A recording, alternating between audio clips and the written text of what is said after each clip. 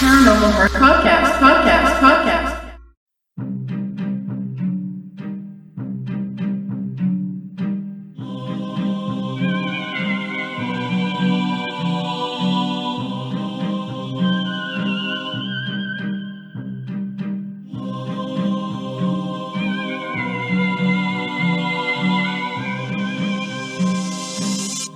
Welcome to Paranormal Heart, a place where people can talk about their paranormal experiences. With your host, Kat Ward.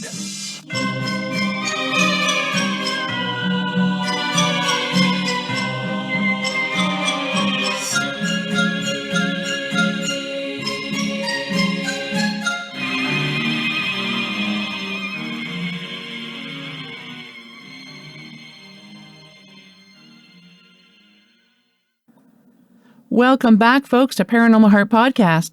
Thank you so much for spending your time with me. I'm your host, Kat Ward. I have another great episode for you tonight. I am joined by Steve Surfaro. Steve wears many hats.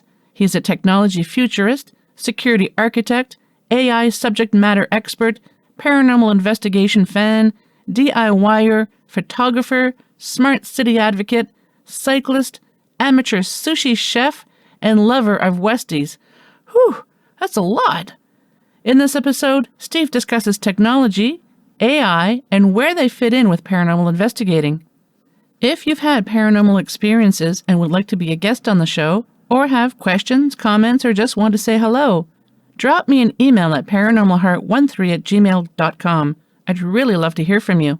And if you enjoy the show, please give a review wherever you listen and hit that like, share, subscribe button, and please leave a comment. It really does help the show. New episodes are released on the second and last Sunday of each month at 5 p.m. Eastern Standard Time. You can find me on YouTube, Podbean, KPNL Digital Network on Thursday nights, and any place you find fine podcasts. Now, on with the show. Hello, Steve. Welcome to Paranormal Heart. Hey, Kat. How are you doing today? I'm doing well. How are you doing? It's good. It's daytime, you know? I kind of feel like we should be doing this at night. And it's really daytime where I am, which is Phoenix. And it's wonderful because it's nice and cool right now, and it'll get up to nice baking temperatures, which are, oh God, I don't know, degrees Celsius. But we just had a discussion about that. Yeah. But it'll actually get up to 85 degrees, and then I've got a window of opportunity to do my Christmas lights. Yes, the Christmas lights. We just put some Christmas lights up last weekend, and we still have no snow. Canada and Ontario, I'm in the Ottawa Valley, and we still don't have any snow. Oh my God. What are the hockey people doing? Well, it's terrible. Thankfully for rinks, indoor rinks. And we have a big hockey tournament going on in the area too. So it's just under 18 every weekend. There's tons of people in the area, but we've had a little dusting of snow, and then it gets above well above freezing. It could be like 20 degrees Celsius. And, like I mentioned today, just a few minutes ago, it's -1 right now. But, it's an unusually warm November here so far. That's interesting. You know, I don't know why they haven't combined hockey and World Cup soccer yet. I mean, that would be really cool. Get rid of the skates and just slide across the ice and try to kick it in. Think about it. That would be interesting. Right? Soccer is like really, that's the main complaint. It just goes on and on and on and on and on. And it's like, you know, there's this key plays thing in, watch the key plays in YouTube TV or something like that. And that's all anybody wants to watch. And it's kind of funny.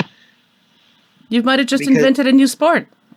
I don't understand why it's not happening. So think about it. All these people crashing into the net. Referees throwing yellow cards at each other, you know? Now, are they just throwing people in the net, or is there an actual ball or something that they're chasing as well? Well, I think the ball, I mean, geez, definitely a ball, definitely a full-size soccer net, but ice. Ice soccer. Ice and pads, and no skates, so you don't get hurt, but you can slide like crazy, and you can plant your feet and do a nice kick. Oh yeah, I think we got something here. So kind of a mixture of hockey, curling, and soccer. Well, everybody's into this, these nice, cool toys for their kids. Like there's one hover ball or something like that where you throw it into the air and it hovers right back to you.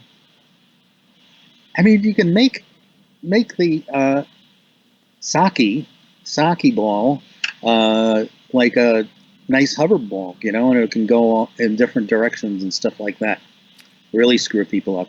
And the betting odds people can actually hack the ball. You can do all sorts of things. I think you just not only invented a new sport, you already gave it a name too, sake. It's a mixture of soccer and hockey. You're brilliant. You can serve sake there. Exactly, to warm you up.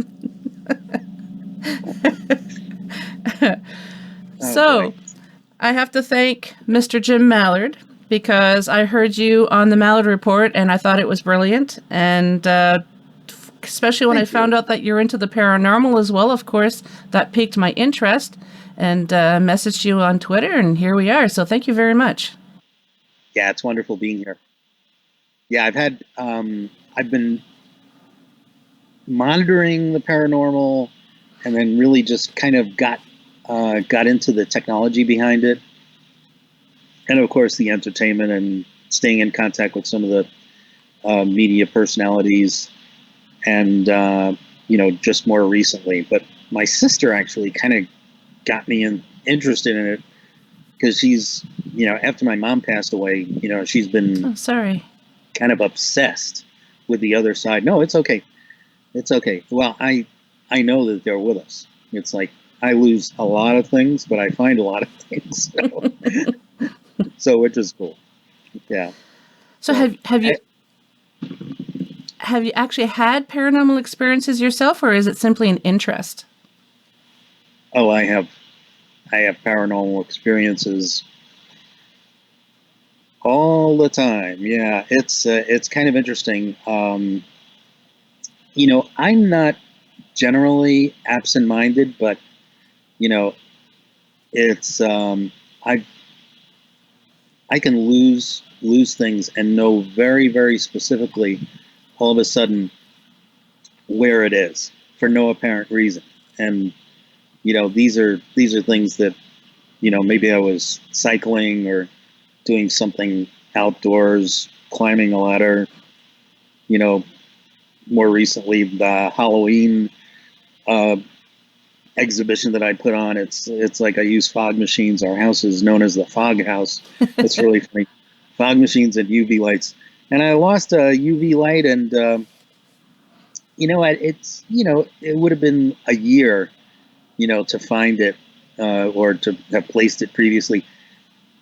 And I knew suddenly exactly where it was. And it, normally people say, well, you know what, you can associate that with what you're doing in the same place and the order that you're doing it, but it's not, because I literally change the presentation to try to scare kids as much as possible. I know, I'm really troll. It's kind of funny. This year, I was. People were saying, you know what? Why are you trying to scare people? A family member said this. Why are you trying to scare these poor kids? And then I saw some of the kids down the block, and I said, have I been really scaring you? And they said, no, it could be scarier. You could do a mashup of nice. Jason, and Chucky, and play that really, really bad music too. I'm like, you mean the one where people are getting sawed in half, or the aliens one, or the laboratory one? So it's yeah, I find stuff all the time that I shouldn't be finding, and you know, the night terrors. I mean, there's the negative side of the paranormal also. Mm-hmm. So yeah, the recurring dreams, very very vivid, and again, not having to do with any life experiences or anything like that. So there are demons in my life, but there are more people looking after me in my life than anything else. But that's the spiritual side of things. I'm these days I'm much more focused on the technology associated with it. So I'm working on a few different things that I'm hoping is going to bring paranormal investigation into the masses. And it's not like a product that I'm creating, but I am a DIYer, so do-it-yourselfer. People that do stuff like use stuff like these. These are circuit boards. Oh, wow. Here is a power supply. Yes, a lot of people think that It's tiny. like one thing. Yeah, one thing that's interesting is like you use one of these to charge your phone, right? Mm-hmm. But the actual power supply that's in here is this big. Wow. So So this is audio. So if you can, the power supply That's that right. he just showed is about a little bigger than your hand.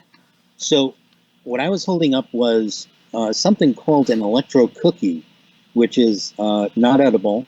Well, Well. not many people, except for like coneheads. But it's like a 1.5-inch square prototyping / PC board that allows you to solder on different things, and essentially allows you to put like little components in there, sensors. Sensors like anything from an ultraviolet sensor, a light sensor, a LiDAR, which is a laser sensor, audio sensor on there. So the power supply board that I was just holding up is about a square half inch, or roughly, what is it, like 30 millimeters, something like that. Imagine, a little circuit board, 30 millimeters square. Well, the sensors can be like 2 millimeters round, believe it or not, that can detect the paranormal. So, the things like the REM pods, etc., that really amazing DIYers doing paranormal investigations in the past have created, through modification. These things are now possible more and more in a miniaturized way. But, one of the things that has happened is that there's only a handful of really skilled DIYers that, sell this stuff, and it's, and the problem is that there are some that sell stuff that is not, is not, should not be sold. You might be buying something that that essentially is, just going to vibrate on its own constantly, and you think that, there might be spirits there, or it might be in the worst case, somebody might be doing something really, really nasty, like having it randomized, where it's reacting in a random manner, so you can't even predict it, and you can't even know that you're being scammed. But the reality is, the folks that are on TV, folks like Shane Pittman and, technologists like KD, that are on the Travel Channel, and, different Dave and, Cindy and all these folks that are doing great shows like the Holzer Files, they're using products that they've used again and again, and they're used to using it, and they understand how to use it. And in cases, they're things like essentially simple EVP, recordings using a highly sensitive analog miniature recorder that then they can use some noise processing to take out the background noise and listen to what's quietly happening in the background that you can't hear. And so my concept that I came up with about a year ago, is not original. It's very mature in other industries. Actually, the biggest industry that it's mature in is autonomous vehicles. Believe it or not, your Tesla actually has all of the sensors needed to conduct a paranormal investigation. Now, unfortunately, please don't go to your Tesla and try to disconnect those sensors. They're used for ADAS, which is automatic driver assistance system, which is very, very important because of the bad drivers these days. You're not a bad driver.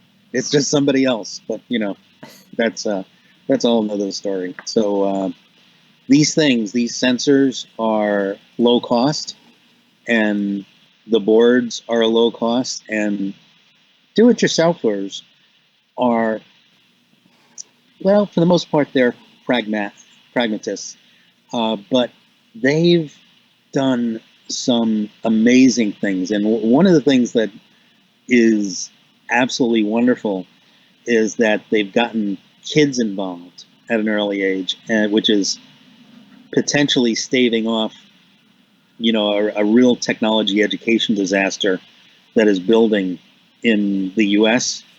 Right now. I don't know how it is in Canada, but math and science scores are getting lower and lower and lower.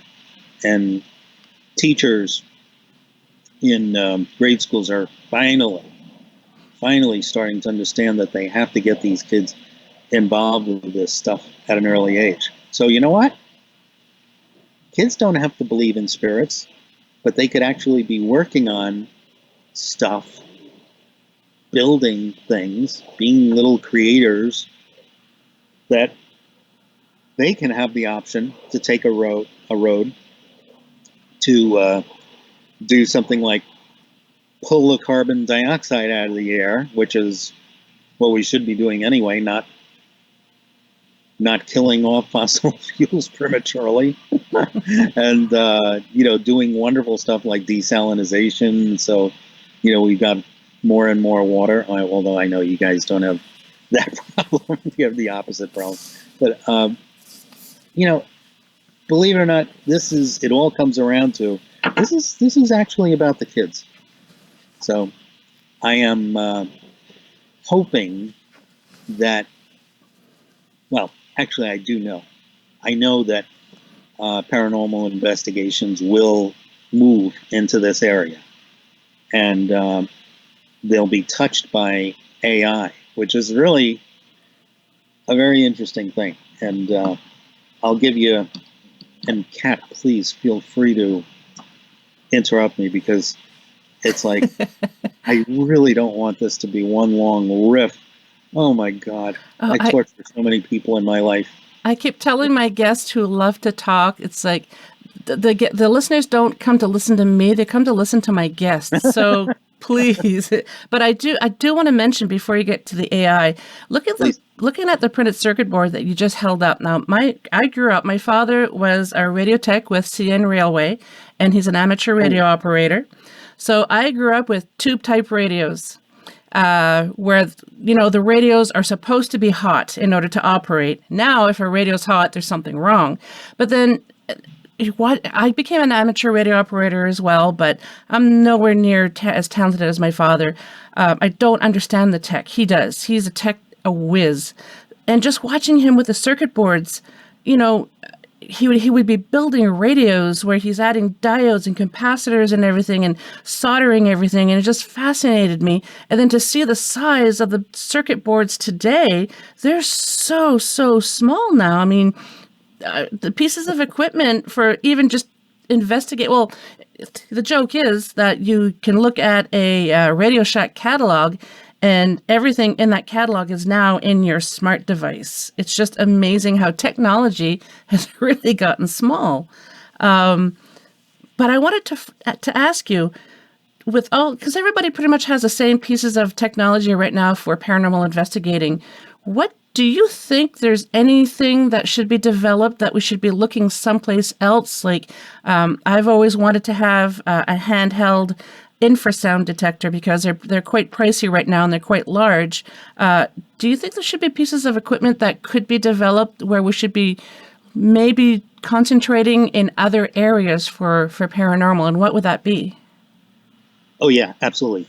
And it's interesting that you should say that, because one of the things that I'm doing in the non-spiritual plane is beginning a kind of like a hub of AI solution providers or sensor solution providers that touch light in many spectra, computer vision, sound, energy, air. You know what? The pollution itself might be something that we're not measuring. The different magnetic spectra, the time. So here's something that I've really, really struggled with. I know that, we have two other dimensions that, essentially have been validated.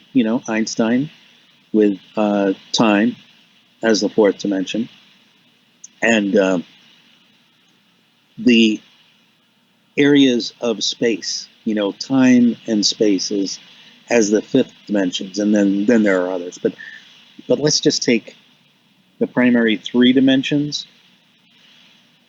A spherical object that essentially, might be around that we can't visualize because we're so used to looking at two-dimensional planes, screens, what we're doing right now. Mm-hmm. We look at phones that are two dimensions. We're not looking and considering things in three dimensions. One of my favorite movies, Contact, the book better. There's so much stuff in that movie. The primer, everybody was looking at, first people were listening, and it was a blind man that first, a wonderful actor that first detected it audio-wise, that pulse. And, he said, there's a lot of complex information in that pulse. So it's not just like a standard pulse that has a very smooth wave, but there was a lot of other information there. And make a long story short, they found out that it was not only different frequencies, but they related to multiple dimensions that essentially moved and created essentially the plans for this interdimensional transport vehicle. And we wouldn't be able to have seen that if we didn't think of things in multiple dimensions or open up our expectations. So number one, we're primarily focused on audio, temperature. Mm-hmm. Now we're moving in the paranormal into skeletal, believe it or not. It's kind of interesting. The technology that's used for slip and fall detection is now being applied to the paranormal. So those are those stick figures. If you ever watch the Travel Channel and you're watching some more recent shows, you'll see some sensors that have a display. That's actually called skeletal detection, or pose detection. So what they're attempting to do is to see, if there is a form in two dimensions that's there, that might be near you, or whatever. Now, we're constantly thinking about things in terms of the objects that we know. And that's really good. But at some point, we have to think of what we don't know. So the appearances, the sensor data that's appearing in different, if there's an order to this stuff that we're thinking about, it's chaos, or we're just seeing an introduction of a spirit through maybe some, if you're lucky, a real push, and then you get really scared. But maybe there's a push associated with a temperature, but maybe there's temperature change, but maybe there's no temperature change. Maybe the temperature change was occurring someplace else. So we're thinking about things in terms of what we know, again, which is good. You got to start somewhere, but we're not necessarily monitoring like an entire building at once with all the sensors that we need, because it's expensive.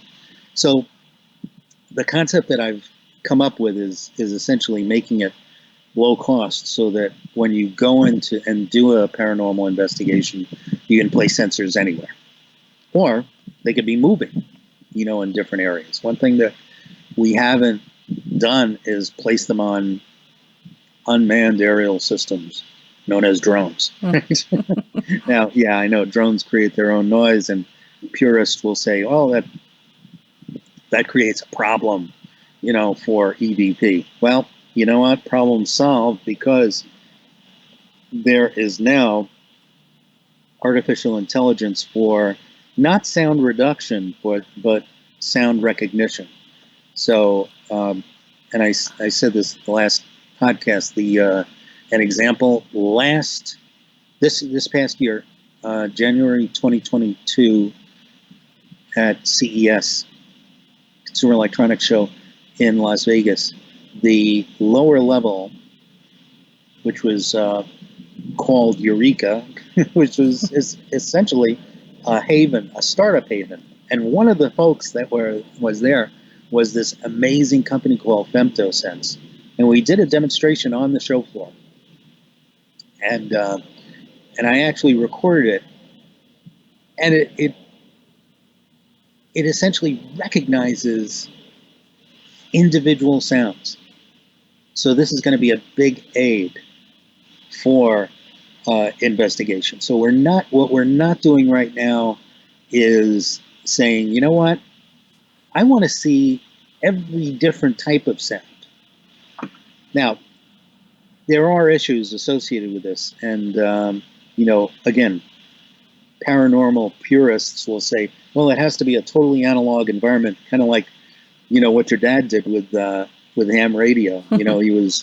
He was essentially changing the sampling frequencies by using different caps and tubes, and we do that these days, and you see a real preoccupation with vinyl records, and well, we should, because you know what, that frequency response of a typical digital or audio to digital converter isn't that great for many things, but it is getting much, much better. But again, classical music can't be easily reproduced to the audiophile or somebody that can hear very, very well, many, many frequencies. Mm-hmm. And that, the ability to hear in real time for direction is going to be incredibly important. So that's a real long-winded answer for, hey, multi-directional audio and individual audio recognition technology. So, in other words, recognizing that there are different audio sources somewhere, audio phenomenon, and they're coming from different directions, and they're appearing at different times. So you can mine that data and then see the different correlation, or even, just let a processor handle it. And, Alexa, please analyze all of the direction in which, this spookiness is coming from. Is there any correlation to the original timeline that we listened to back 5 days ago, and, something that you might not have considered might happen. But that's just audio. So the same thing can be applied to what's known as LiDAR, which is emitting laser light in 3 dimensions. Yeah, and I know that, presupposes that you're looking at something solid. That's something that can reflect light. But you know what?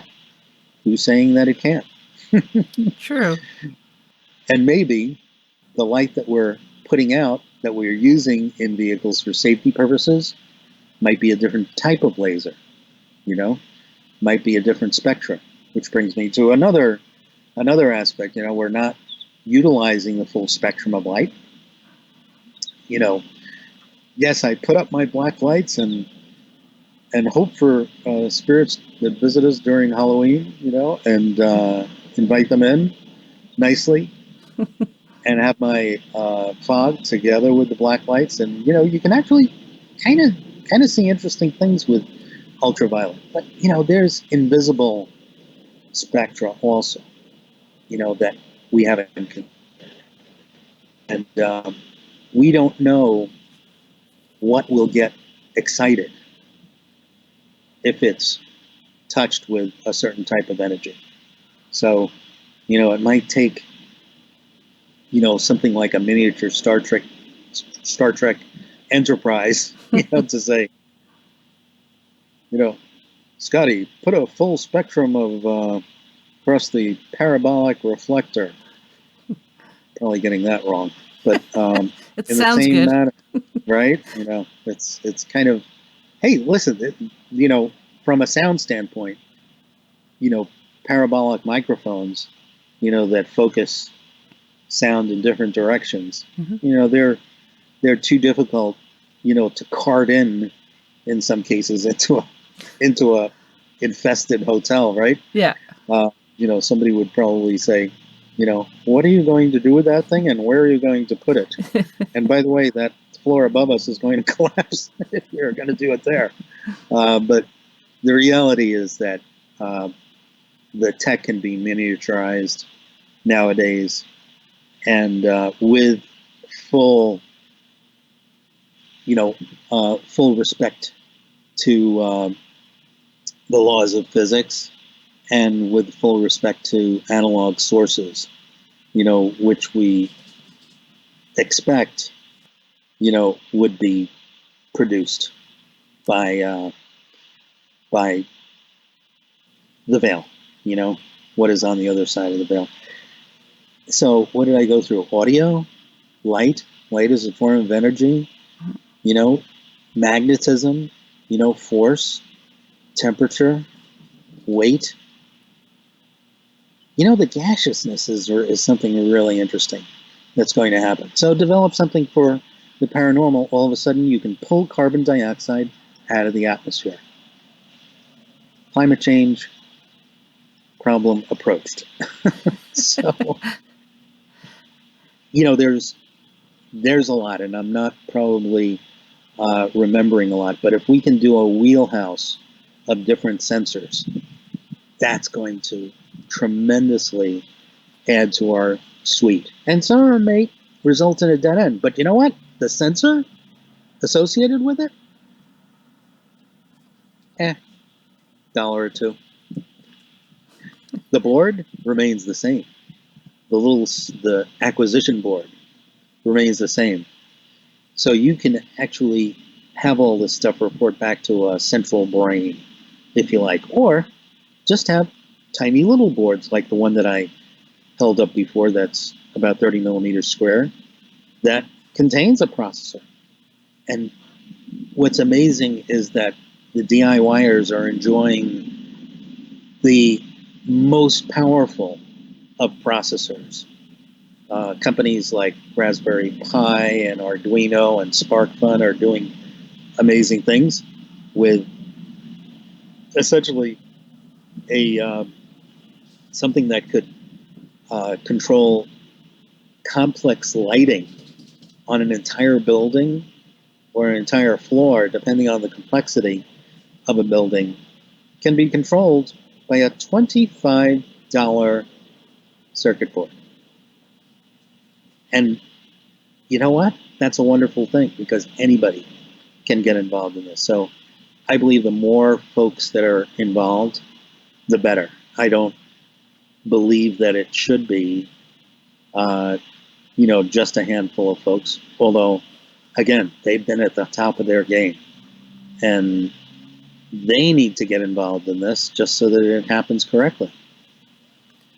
How far do you think we are from having AI helping with our paranormal investigations? We're there already.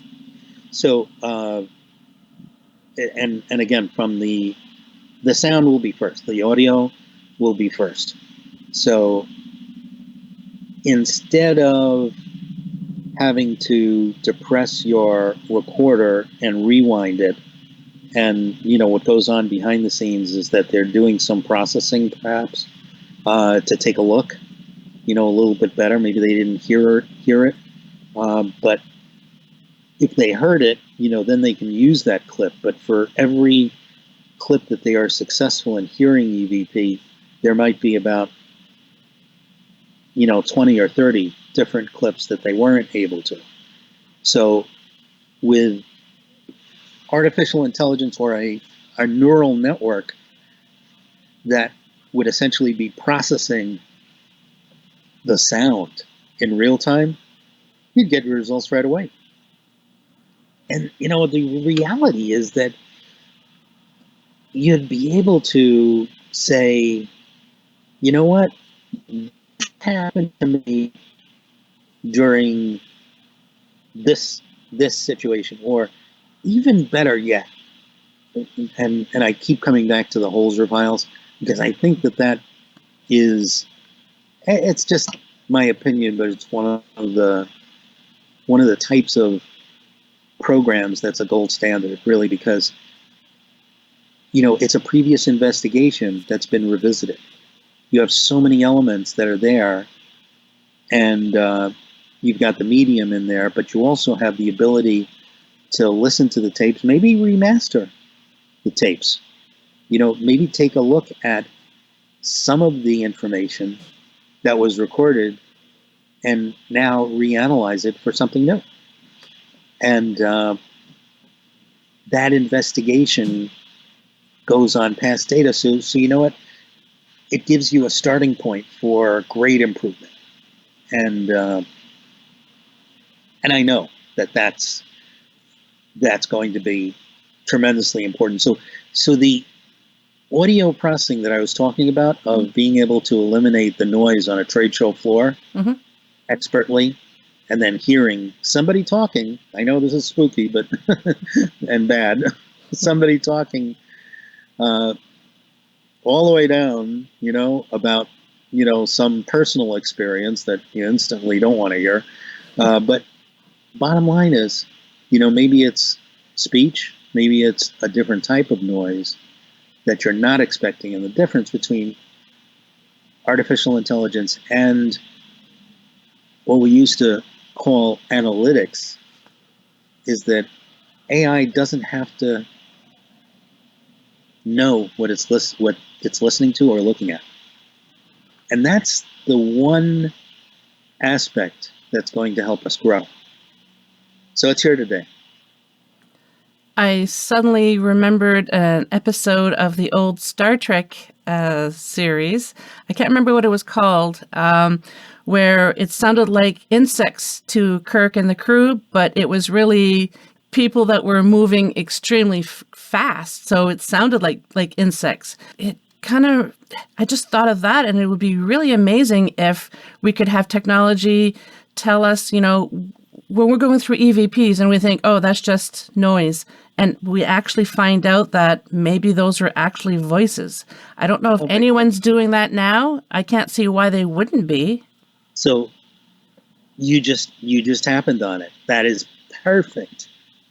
That is perfect. So, you've talked about two other dimensions. In that episode, these people are moving so fast that they sounded like insects, right? And they were moving in different parts of the ship.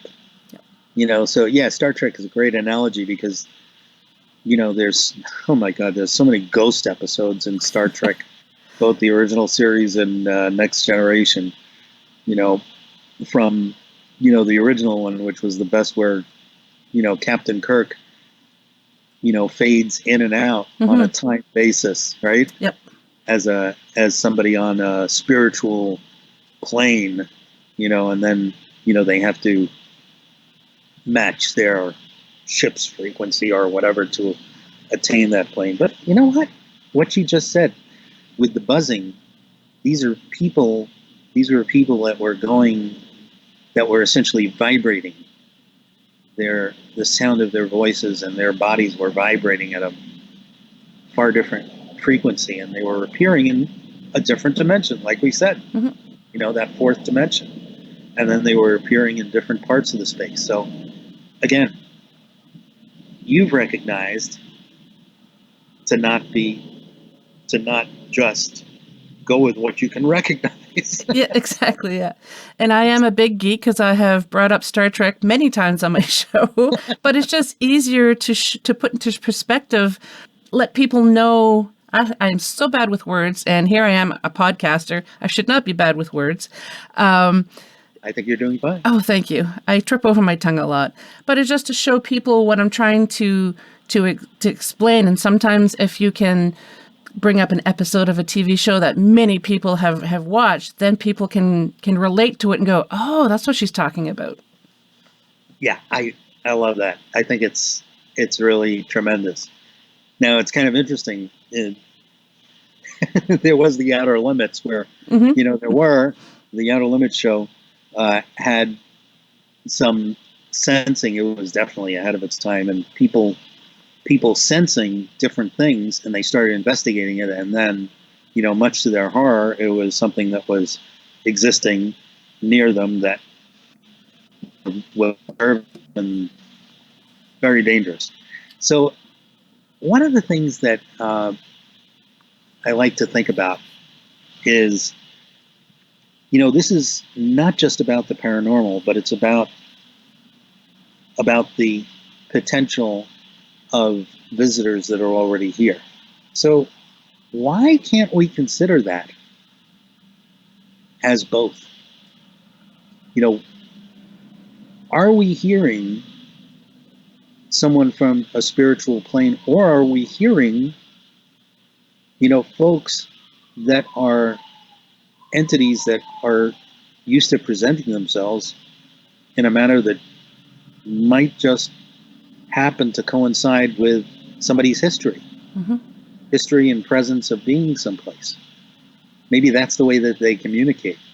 Maybe they learn history, or maybe they learn somebody's behavior, and in order to communicate, they're emulating them. they're just saying, you know what? We can't communicate with them with their really, really bad language. And, in a lot of cases, it is really, really bad language. Oh, my God. Whatever happened to forming a sentence and diagramming, we're so used to just writing emails. So, they've given up on our languages. There's too many of them, and there's, too much syntax and regional differences. Let's just look at their life experiences, where they are, and maybe say, let's just show up where they've been and see if they recognize that. No, they're not trying to fool us, but they're just trying to communicate with us. Kind of like when I'm talking to my cats, I'm meowing, I'm trying to emulate what they're saying, and they look at you with big eyes, and I often wonder, am I actually saying anything, or are they looking at me going, she is such an idiot, I don't even like... Yeah, we don't know what... I mean, cats and dogs are just amazing. I mean, so many people try to think about and try try to imagine what they're seeing and what they're smelling. Mhm. And again, only researchers can, and I hope safely without harming these animals. There's, I don't know, this Dr. Fauci I heard was doing something to dogs, and oh God, I can't even watch stuff like that. It just drives me bonkers. But these animals sense in different ways that we should consider. And one of the things, bringing it back to what you said, is AI already here?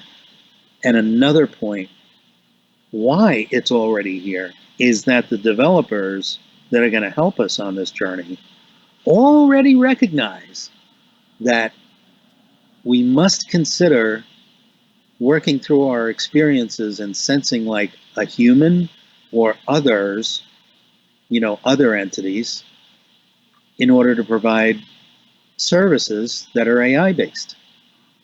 Because all too often we're saying, oh yeah, you know what? This system must only be computer vision based.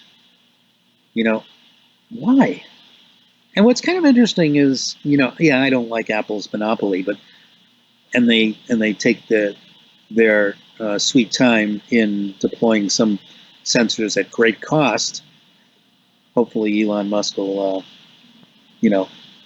take care of that for us with a new phone. But what the latest iPhones have, and actually they've had it for 2 generations,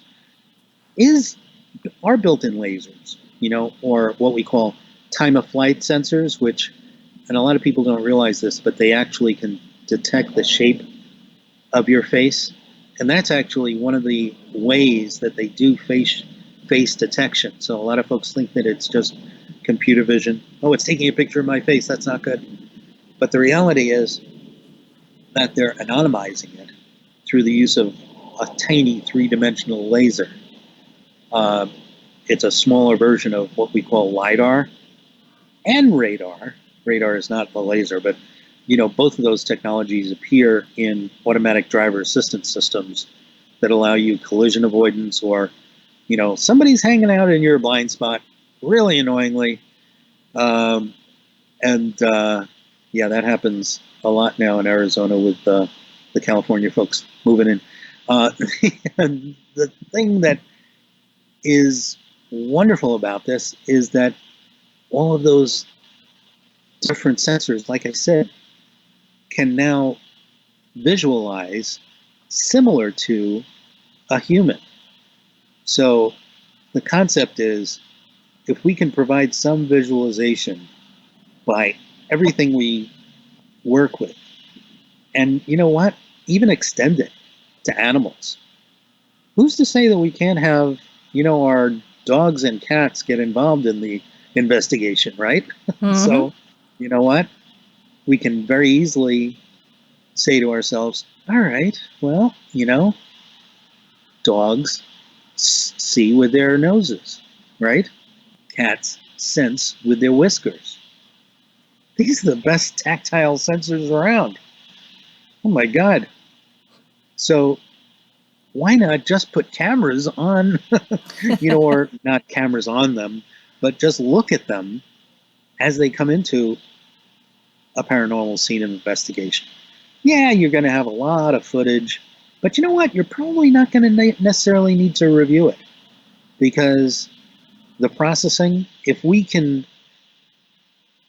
and what's very interesting, I've actually spoken to, and I mentioned this on Jim's podcast, I've actually spoken to a couple of solution providers, very gingerly, just so that they didn't think I was absolutely nuts, because I know that I'm not. And not to jeopardize my relationship with them on the very important public safety aspects that we use for gunshot detection, to respond in real time to active shooters and things like that, environmental detection. But you know what? They've done a lot of this stuff already. And I asked them, would you do this?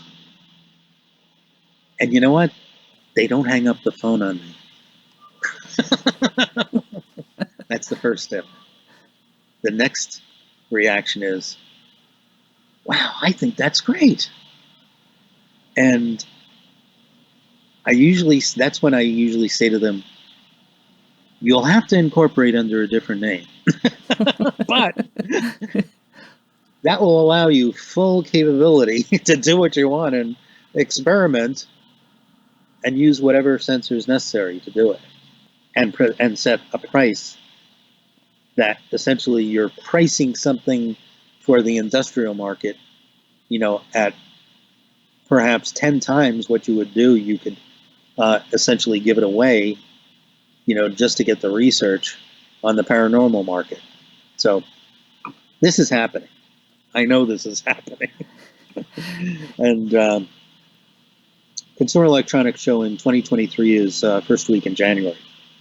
So it will be very interesting, the number of people, and I'll try to film the reaction when I ask them that question.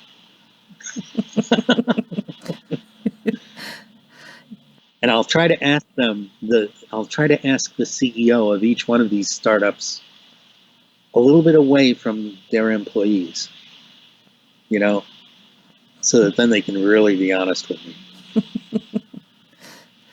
Getting back to the animals, because I am a paranormal investigator as well, I've always wanted to bring animals with us, cats or dogs, just to be able to watch, because they can sense things like infrasound, for example. When you see your dog reacting to an earthquake, they're picking up on all that energy that's coming ahead of what we're able to sense, or a big thunderstorm. There's infrasound coming before the wind, and the animals are picking up on that. So what are they going to be able to pick up on if we bring them to a supposedly haunted location? Are they going to be able to tell us where we should be concentrating our equipment? They will. Yeah. Kat, you're genius. Absolute genius. I wish. No. The real geniuses say that they're not. And that keeps them pointed in the right direction. In many directions, and being open as you are. That's why we love you. The thing that you have to, be able to, really, really be an animal lover, and, and see some of their reactions, and see the way their nose twitches, see these micro movements.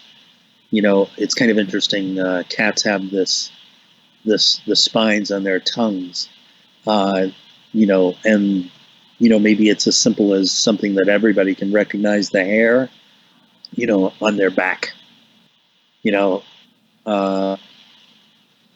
dogs that have multiple coats. Some of them have rough coats, either on the inside or the outside. Their coat might change.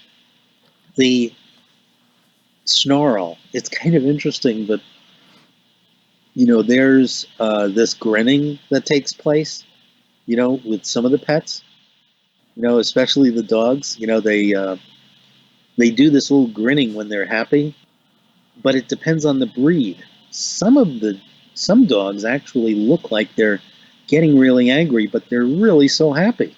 They're doing this really kind of shaky little smile, and to a lot of people, they think they're about to get bitten, but they're not.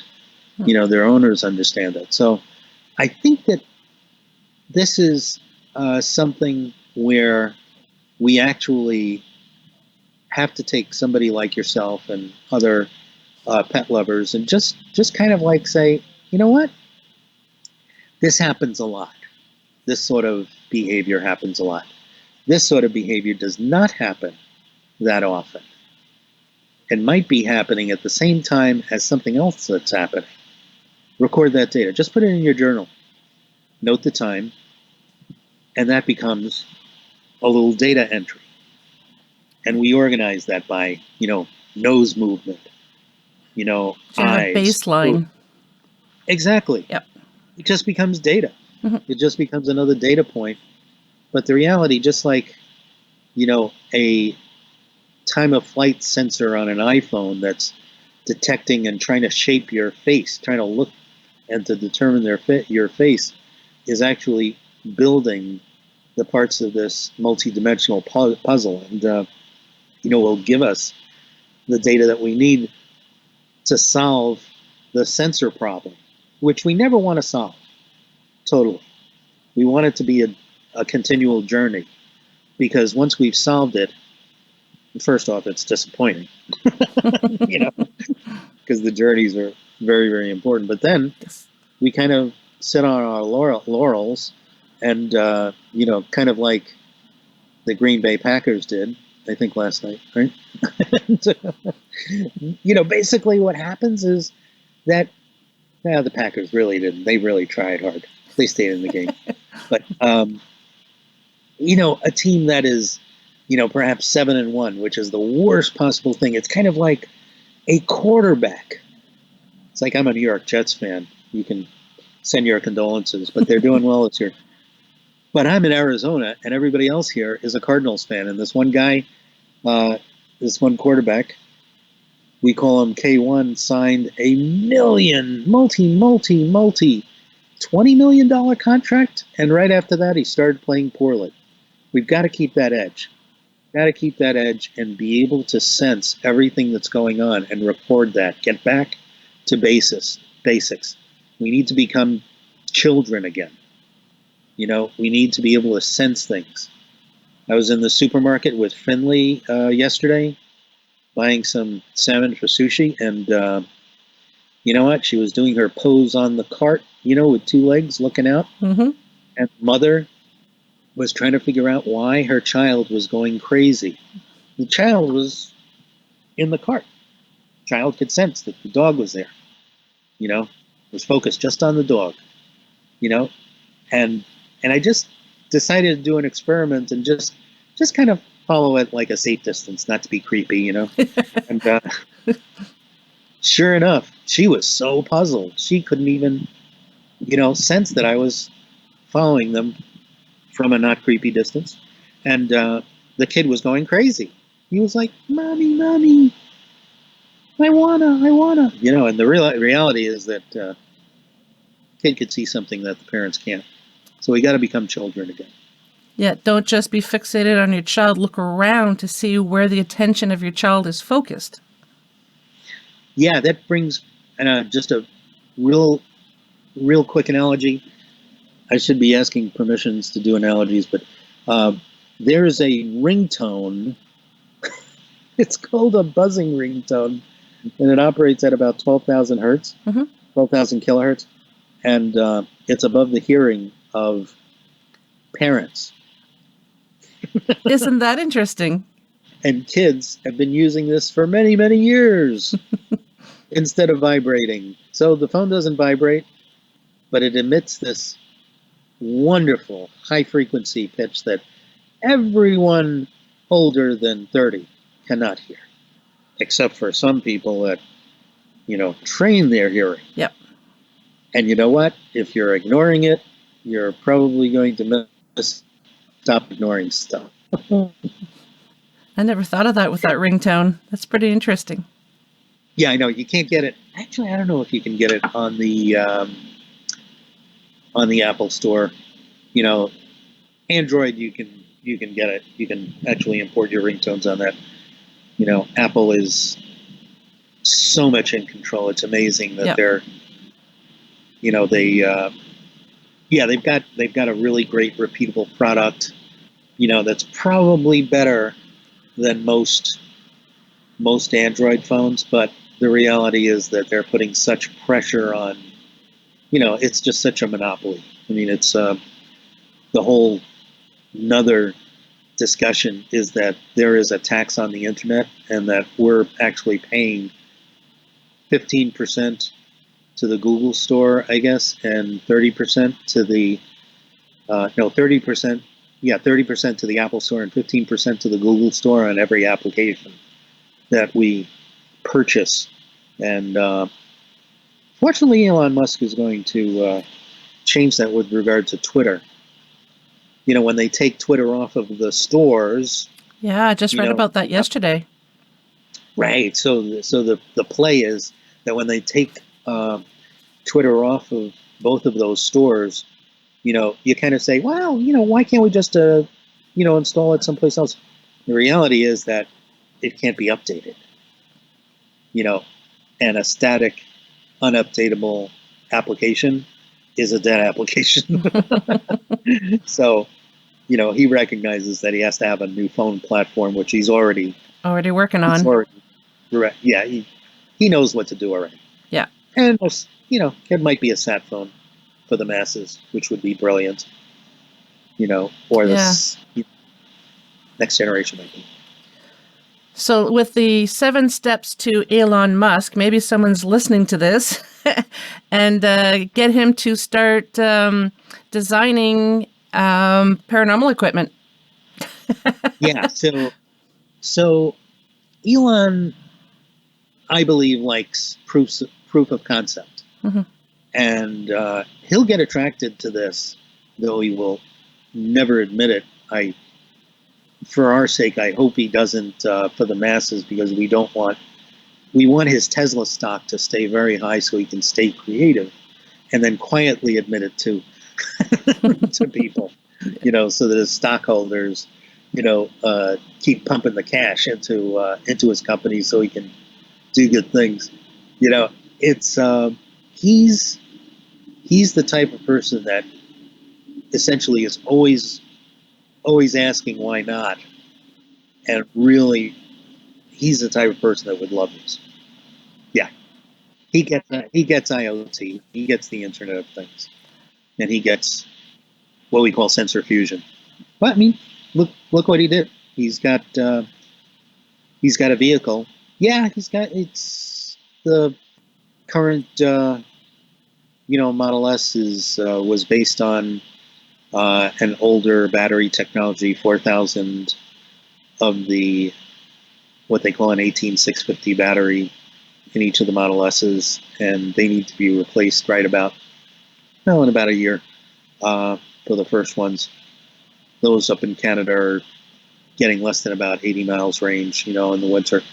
But he's what a lot of people don't realize is he worked on a new battery.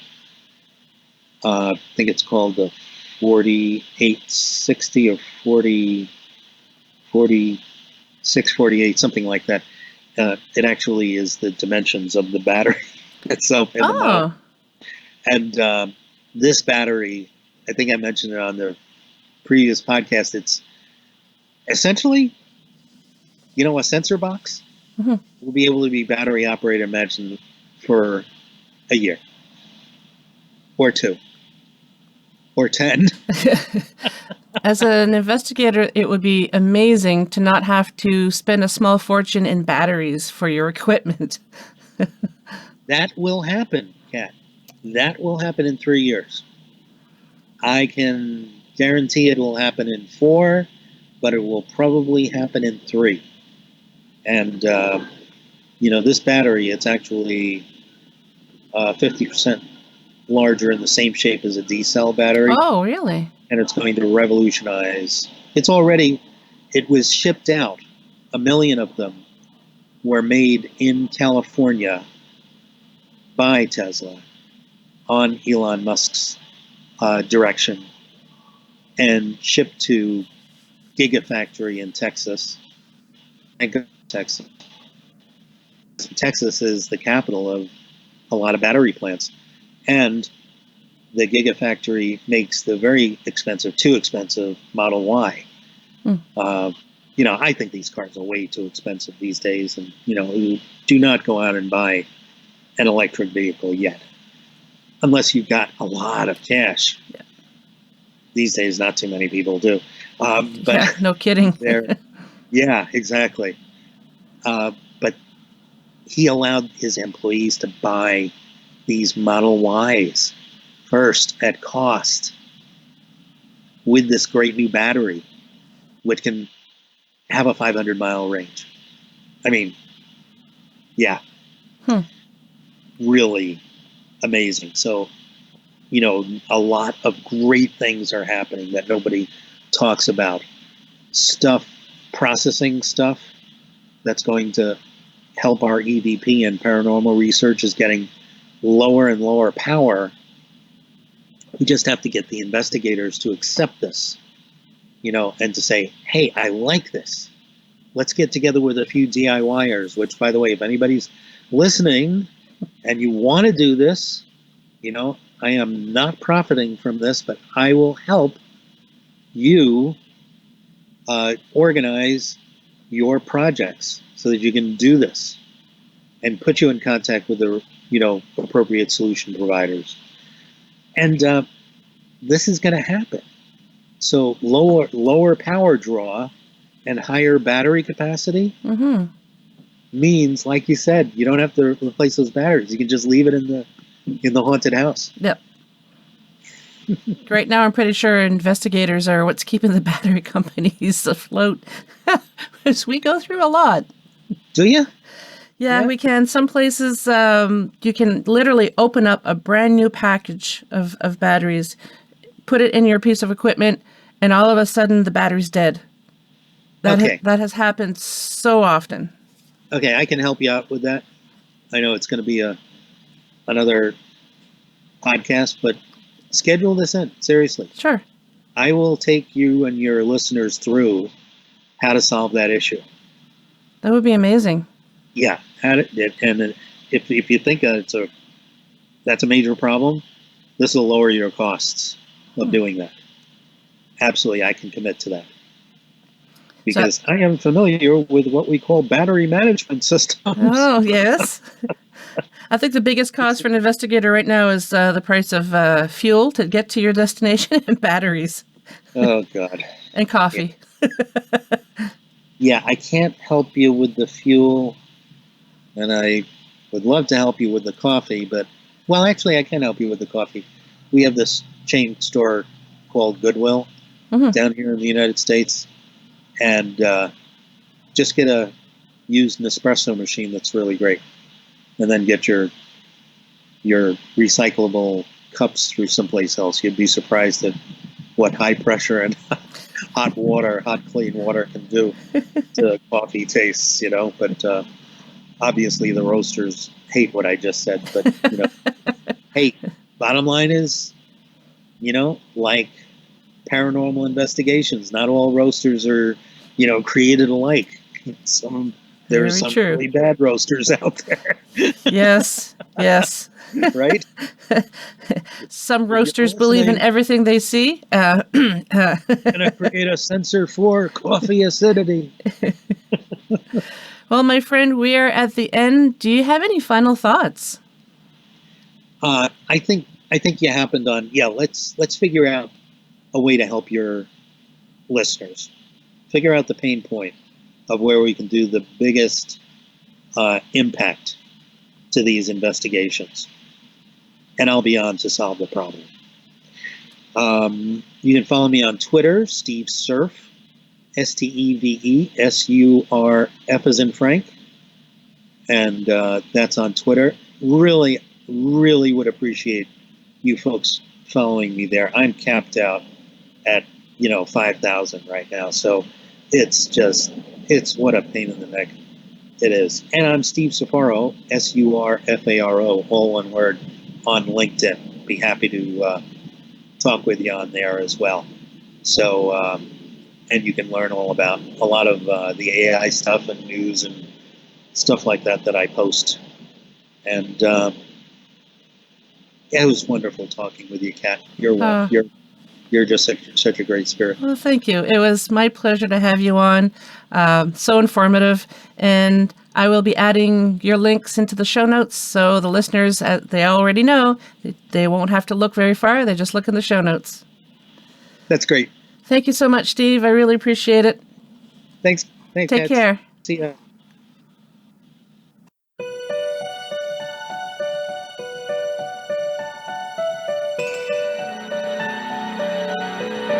Well, we've made it to the end of another episode. Thanks so much for listening. Until next time, take care of each other. And if you'd like to be on the show or have questions and comments, just drop me an email, paranormalheart13@gmail.com. I'd love to hear from you.